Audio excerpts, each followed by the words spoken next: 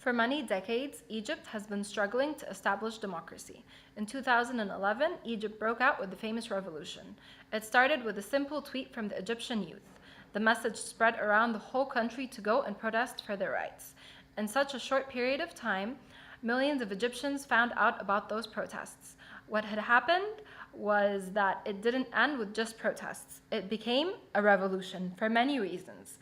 The people are trying to speak out to the world that they no longer want poverty, they no longer want unemployment, and they no longer want a mass percentage of people being illiterate. The people have made it clear that no one is okay with the social gap. In the country that this dictator has led us to live in, we have people who have excessive money and other people who don't even receive their needs as human beings. People have made it clear that they are sick and tired of living under a country that has a dictator who has all the power to himself and refuses to help his people. He was a dictator for 30 years, not leaving the presidency as if it was the last thing he would do. In the Middle East, many countries were revolting against such regime. One of the first countries to revolt was Tunisia, and each country motivated the other that there could be change, and it's only in their hands to do so. After the Tunisian revolution, the Egyptian people realized that they too have a voice. They too can speak out, and they too can do something about the miserable lives that they had lived in. The protests broke out in all of the major cities in Egypt, starting in Tahrir Square in Egypt, Cairo, then spreading to Alexandria, Suez, Ismailia, and many other cities in Egypt. Hosni Mubarak was in power from 1981 until 2011. Mubarak initially gave concessions, including the dissolution of parliament, agreeing to oversee a process of reform, and promising not to run for a re-election in September 2011. The protesters, however, were not satisfied, and by February 8th, there was a widespread call for Mubarak's resignation.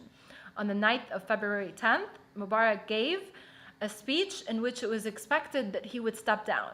Anger erupted when he stated plans to merely delegate some of his power. By the next day, February 11th, 2011, he had resigned. On the other hand, the United States did have a take on everything that was happening. President Obama gave a speech in Egypt stating that what he thought was right. President Obama stated in his speech that 2 years ago in Cairo, I began to broaden our engagement based upon mutual interest and mutual respect. I believed then and I believe now that we have a stake, not just in the stability of nations, but in the self-determination of individuals. The status quo is not sustainable. Societies held together by fear and repression may offer the illusion of stability for a time, but they are built upon fault lines that will eventually tear asunder. President Obama sees that the Egyptian people are right, and this revolution was necessary in order to obtain a more stable country with democracy. Some of the events that followed after this revolution were re-elections. There were further problems affiliated with the Muslim Brotherhood and affiliated with the president after the revolution.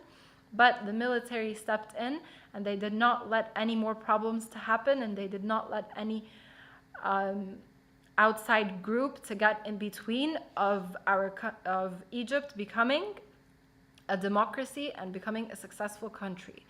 What had happened is that the military, it was a military-led coup against the president that came after Mubarak.